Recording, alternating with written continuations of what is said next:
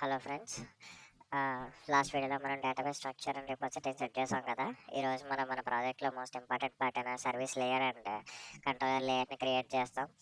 So just జనరల్గా మనకి repository అనేది జస్ట్ డేటాబేస్తో మాట్లాడుతుంది అంతే, కానీ మన అప్లికేషన్ కావాల్సిన అసలు అంటే మెయిన్ బిజినెస్ లాజిక్ అంతా ఈ సర్వీస్ లేయర్లో ఉంటుంది. ఇప్పుడు ఈ కాంప్లెట్ హాస్పిటల్ మేనేజ్మెంట్లో సర్వీస్ అనే కొత్త ప్యాకేజ్ని క్రియేట్ చేస్తాము.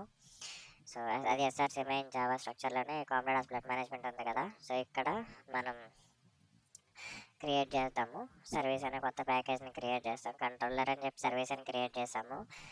సర్వీస్లో మళ్ళీ పేషెంట్ సర్వీస్ అని చెప్పేసి ఒక క్లాస్ జావా క్లాస్ రాస్తున్నాము. సో అదే ఈ పేషెంట్ సర్వీస్ క్లాసు.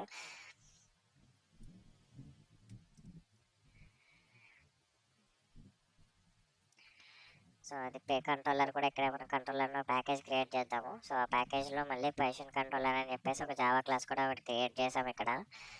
అది చూస్తే మీరు ఇక్కడ ఈ ఫోల్డర్ స్ట్రక్చర్లో ఉంటుంది.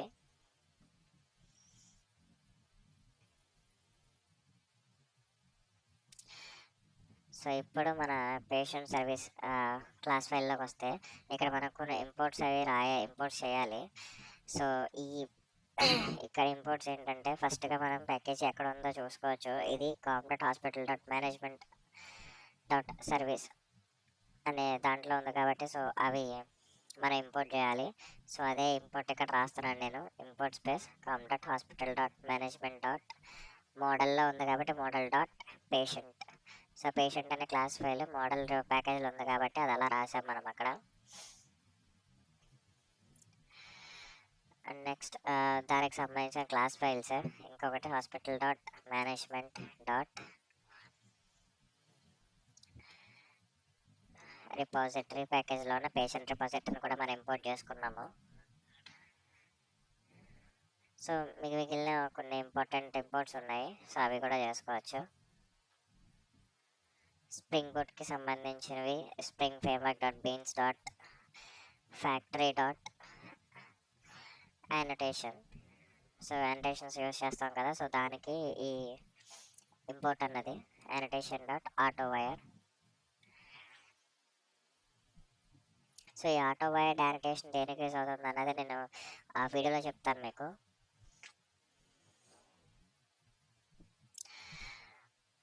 సో ఇప్పుడు మనం సర్వీస్ యానోటేషన్ యూజ్ చేద్దాం. సో ఇక్కడ సర్వీస్ యానోటేషన్ యూజ్ చేసామంటే దీని మీనింగ్ ఏంటంటే స్ప్రింగ్ బూట్ ఈ క్లాస్ని ఒక సర్వీస్ లేయర్గా ఐడెంటిఫై చేస్తుంది. సో మన అప్లికేషన్లో ఉండే మెయిన్ బిజినెస్ లాజిక్ అంతా ఈ సర్వీస్ యానోటేషన్లోనే ఉంటుంది. సో మీకు చెప్పాను కదా ఈ ఆటో వైడ్ యానోటేషన్ ఏం చేస్తుంది ఇక్కడ చెప్తానని చెప్పేసి. ఈ ఆటో వైడ్ అనేది ఏం చేస్తుందంటే సో ఇక్కడ మనం పేషెంట్ రిపాజిటరీని డిక్లేర్ చేసి దానికి ఆటో వైడ్ ఇస్తున్నాం. సో ఇక్కడ చూసుకుంటే నేను డిక్లేర్ చేస్తున్నా పేషెంట్ రిపాజిటరీని. దాన్ని ఎలా అంటే private space patient repository space patient repository అని ఇచ్చాను. సో ఇది ఏం చేస్తుందంటే స్ప్రింగ్ బూట్ ఆటోమేటిక్గా రిపాజిటరీ ఆబ్జెక్ట్ని సర్వీస్కి కనెక్ట్ చేస్తుంది అన్నమాట. దీన్నే మనం డిపెండెన్సీ ఇంజెక్షన్ అంటాము. సో తర్వాత ఇప్పుడు మనం సేవ్ పేషెంట్ అనే ఒక మెథడ్ని రాద్దాం. సో దానికి public space patient space save patient అని చెప్పేసి ఆబ్జెక్ట్ ఇస్తున్నాము. దానికి పేషెంట్ అనేసి ఆబ్జెక్ట్ ఇస్తున్నాము. పారాన్సెస్లో దాన్ని మనం పాస్ చేస్తున్నాము.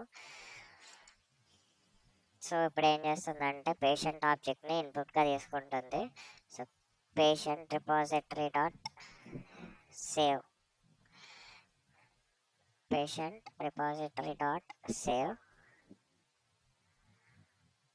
ఇక్కడ మళ్ళీ మనం బ్రాకెట్స్లో పేషెంట్ని ఇస్తున్నాము ఎంటిటీ.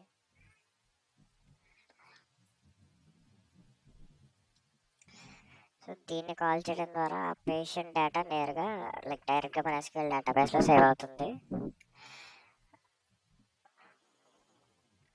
అండ్ నెక్స్ట్ ఇక్కడ మనం ఇంకొకటి రాస్తున్నాము గెట్ ఆల్ పేషెంట్స్ మెథడ్ అన్నది ఇంకొకటి క్రియేట్ చేస్తున్నాం. సో ఈ గెట్ ఆల్ పేషెంట్స్ మెథడ్ అనేది ఏం చేస్తుందంటే డేటాబేస్లో ఉన్న పేషెంట్స్ అందరి డీటెయిల్స్ని ఒక లిస్ట్ ఫామ్లోకి మనకి రిటర్న్ చేస్తుంది. సో దీనికోసం అని చెప్పేసి మనం ఫైండ్ ఆల్ అనే ఇన్బిల్ట్ మెథడ్ని వాడుతున్నాం ఇక్కడ. సో అదే రాస్తున్నాను చూడండి ఇక్కడ return space patient repository dot find all. So ఇంకొకటి మీరు ఇక్కడ రెడ్ కలర్లో వస్తుంది కదా, అక్కడ హోవర్డ్ చేసి ఇంపోర్ట్ క్లాస్ కూడా ఆటోమేటిక్గా మీకు ఇక్కడ ఇంపోర్ట్ అవసరమైన ఇంపోర్ట్స్ అన్నీ ఇంపోర్ట్ అయిపోతాయి. సో ఇది మన patient service Java class file. So ఇక్కడతో మనకి సర్వీస్ క్లాస్ ఫైల్ అనేది కంప్లీట్ అయింది. సో దీన్ని సేవ్ చేసి ఇప్పుడు మనం కంట్రోలర్ ఫైల్ రాయాలి. సో ఇది మన controller file, patient controller at Java class file. So ఇది కంట్రోలర్ ప్యాకేజ్లో ఉంటుంది. సో దీంట్లో కూడా మనం ఏం చేద్దాం అంటే ఫస్ట్గా మనం కంట్రోలర్ ప్యాకేజ్ ఉందని మనం ఇక్కడ చూడొచ్చు. సో స్ప్రింగ్ బూట్లో రెస్ట్ అయిపోయిన క్రియేట్ చేయడానికి కావాల్సిన rest controller and request mapping లాంటి యానిటేషన్స్ ఇక్కడే ఇంపోర్ట్ చేసుకుందాం. సో అవే ఇక్కడ మీకు చూసుంటే పైన నేను జస్ట్ నార్మల్గా రాసాక ఆటోమేటిక్గా అవే ఇంపోర్ట్ అవుతాయి.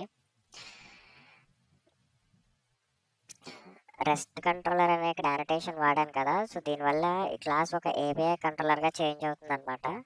ఆ తర్వాత నెక్స్ట్ రిక్వెస్ట్ మ్యాపింగ్ అని ఇచ్చాను కదా, సో రిక్వెస్ట్ మ్యాపింగ్ అండ్ కాలన్లో /IPA/patients అని ఇచ్చాను కదా. సో అది ఏమవుతుందంటే దేనికంటే క్లాస్లో ఉన్న ఏ మెథడ్ని కాల్ చేయాలన్నా బ్రౌజర్లో ఆర్ పోస్ట్మ్యాన్లో మనం ఈ /APA/patients అని ఉంది కదా, సో ఆ యూఆర్ఎల్ని వాడాలి. సో అందుకని రిక్వెస్ట్ మ్యాపింగ్ అనేది ఇచ్చాను. సో అర్థమైంది కదా అక్కడ రిక్వెస్ట్ మ్యాపింగ్ ఎందుకు ఇచ్చామన్నది. అది మనకు పోస్ట్మ్యాన్లో చాలా యూస్ అవుతుంది.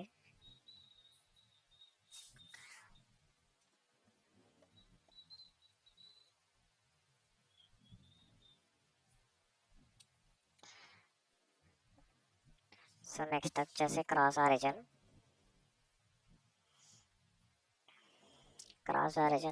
సో ఈ క్రాస్ ఆరిజిన్ అనటేషన్ యూస్ చేస్తున్నప్పుడు బ్రాకెట్స్లో ఆరిజిన్స్ అని ఇచ్చాను కదా. సో ఇది చాలా ఇంపార్టెంట్, ఈ స్టార్ అని ఇవ్వడం, పాస్ చేయడం అన్నది. సో ఎందుకంటే రేపు మనం ప్రాజెక్ట్ ఒక వెబ్సైట్ లేదా ఫ్రంట్ ఎండ్ కనెక్ట్ చేసినప్పుడు సెక్యూరిటీ రీజన్స్ వల్ల వచ్చే CORS ఎర్రర్స్ అనేవి రాకుండా హెల్ప్ చేస్తుంది. సో నెక్స్ట్ మళ్ళీ ఇక్కడ ఆటో వైడ్ అని అటెస్ట్ రాస్తాను, ఎందుకంటే ఇందాక రాసిన పేషెంట్ సర్వీస్ని కంట్రోలర్ వాడుకోవాలి. సో అందుకే ఇక్కడ మనం ఆటో వైడ్ అని చెప్పేసి ఇక్కడ కూడా రాస్తాను. అది రాసి ఆ సర్వీస్ని ఇంజెక్ట్ చేస్తాను అనమాట ఇక్కడ కూడా. సో దీనివల్ల కంట్రోలర్ డైరెక్ట్గా సర్వీస్లో ఉన్న మెథడ్స్ని కాల్ చేస్తుంది. సో ఇక్కడ చూస్తే నేను అదే రాశాను, ప్రైవేట్ స్పేస్ పేషెంట్ సర్వీస్ అని రాశాను.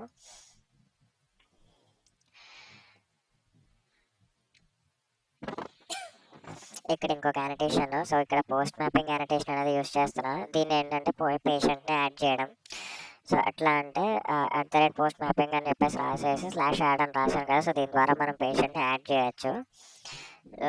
కొత్త పేషెంట్ డేటాని సేవ్ చేయడానికి మనం దీన్ని వాడుతున్నాం ఇక్కడ. సో ఇందులో మళ్ళీ మన రిక్వెస్ట్ బాడీ అని చెప్పేసి ఒకటి రాస్తాము, దానికన్నా ముందు ఇక్కడ యాడ్ పేషెంట్ అని చెప్పేసి రాద్దాం. So public space patient space add patient. So ఇక్కడ @రిక్వెస్ట్ బాడీ అనే యానిటేషన్ యూస్ చేస్తున్నాం. ఇది చాలా ఇంపార్టెంట్ అనమాట.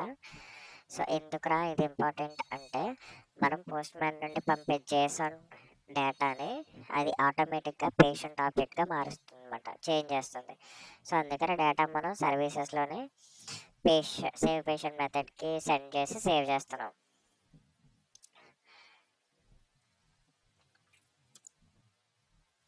సో చూస్తే ఇక్కడ సేవ్ పేషెంట్ మెథడ్కి సెండ్ చేస్తాను అనమాట. అందుకే return space patient service dot save patient అని చెప్పి పేషెంట్ ఆబ్జెక్ట్ని మనం సెండ్ చేసాము. అండ్ లాస్ట్లో సో ఈ మన కంట్రోలర్ జావా ఫైల్ అన్నది ఇంకా ఎండింగ్కి వచ్చేసింది. సో ఇక్కడ ఇంకొకటి రాయాలి, ఇక్కడ ఇంకో యానిటేషన్ యూస్ చేస్తాను, అదే గెట్ మ్యాపింగ్. సో ఈ గెట్ మ్యాపింగ్ దేనికంటే మనం ఇచ్చిన డేటాని చూడడానికి.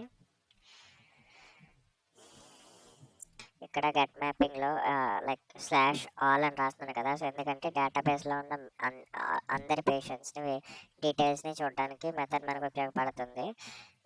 ఇది సర్వీస్ నుండి అన్ని పేషెంట్ లిస్ట్ లాగా మనకి చూపించడానికి ఇక్కడ నేను పబ్లిక్ స్పేస్ లిస్ట్ అనేది రాస్తున్నాను.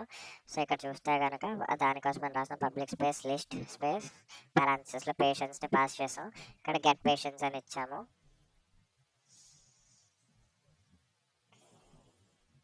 సో సో ఇందాక ఇక్కడ నేను రిక్వెస్ట్ బాడీ అని రాశాను కదా. సో రిక్వెస్ట్ బాడీ కోసం ఇంకొకటి మర్చిపోయాను నేను. ఇది మనం పంపే జేసన్ డేటాని జావా ఆబ్జెక్ట్ కింద కన్వర్ట్ చేస్తుంది. సో అందుకని మనం ఒక రిక్వెస్ట్ బాడీ అన్నది మనం చూసుకున్నాం. సో ఇది మన కంట్రోలర్ జావా ఫైల్. ఇక్కడ మనం చూసుకుంటే కోడింగ్ పార్ట్ అయితే పూర్తయింది. సో ఇప్పుడు ప్రాజెక్ట్ని రన్ చేసి చూద్దాం. కన్సోల్లో ఎలాంటి ఎర్రర్స్ లేకుండా స్టార్టెడ్ అని వస్తే మన బ్యాక్ ఎండ్ పర్ఫెక్ట్గా రన్ అవుతున్నట్టే. సో ఇప్పుడు మనం క్లిక్ చేసాము, అది బిల్డ్ అవడానికి కొంచెం టైం తీసుకుంటుంది. మీరు బాటంలో చూస్తే కనుక బిల్డ్ అని వస్తుంది, చూసారా ఇక్కడ బిల్డ్ అని వచ్చింది కదా. సో వన్స్ బిల్డ్ అయిపోయాక మీకు అప్పుడు రన్ స్టార్ట్ అవుతుంది. సో బిల్డ్ అవ్వడానికి కొంచెం టైం పడుతుంది.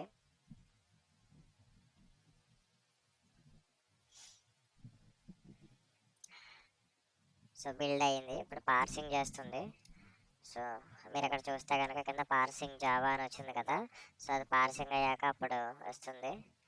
మీరు క్లిక్ చేస్తే అక్కడ కనిపిస్తుంది పార్సింగ్ అని చెప్పేసి. సో ఇప్పుడు మనకి రన్ అనేది స్టార్ట్ అయింది, కన్సోల్ ఓపెన్ అయింది. సో ఇక్కడ మనకి చూస్తే ఎర్రర్స్ ఏమీ రావట్లేదు, ప్రాజెక్ట్ అనేది బాగానే రన్ అవుతుంది. సో ఇక్కడ చూస్తే టైం స్టాంప్స్ అని కూడా వస్తున్నాయి. సో మన ప్రాజెక్ట్ అన్నది బాగానే రన్ అవుతున్నట్టు.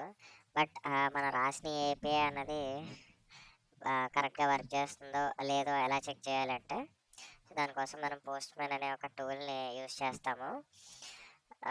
నెక్స్ట్ వీడియోలో పోస్ట్ మ్యాన్ ఎలా ఇన్స్టాల్ చేయాలో మరి అండ్ దాన్ని ఫస్ట్ ఏపీఐని ఎలా టెస్ట్ చేయాలో సపరేట్గా చూద్దాము.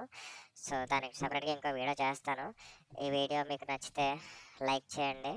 సో ఇంకా మోర్ జావా ట్యూటోరియల్స్ కోసం మన ఛానల్ జావా కోడింగ్ ట్యూటోరియల్స్కి సబ్స్క్రైబ్ చేసుకోండి. సో ఇంకా మిగిలిన పాటలు వీడియోస్ అన్నీ వచ్చేస్తూ ఉంటాయి. సో మీరు సబ్స్క్రైబ్ చేసుకుంటే వీడియోస్ అన్నీ మిస్ అవ్వకుండా చూడొచ్చు. సో నెక్స్ట్ పార్ట్లో మనం పోస్ట్ మ్యాన్ ఎలా ఇన్స్టాల్ చేయాలి ఏంటి అన్నది అన్నీ చూసి పోస్ట్ మ్యాన్ ఇన్స్టాల్ చేసి, సో మనం క్రియేట్ చేసిన ఏపీఐ అన్నది ఎగ్జాక్ట్గా వర్క్ అవుతుందా లేదా అన్నది చెక్ చేద్దాము. సో ఇక్కడ మనకి ప్రాజెక్ట్ అయితే బాగానే రన్ అవుతుంది. So see you on next video. Bye.